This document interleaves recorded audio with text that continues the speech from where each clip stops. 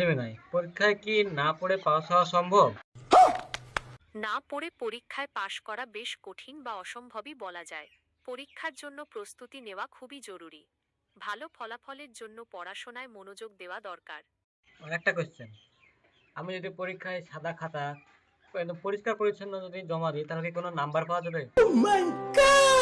না, পরীক্ষায় সাদা খাতা জমা দিলে কোনো নম্বর পাওয়া যায় না।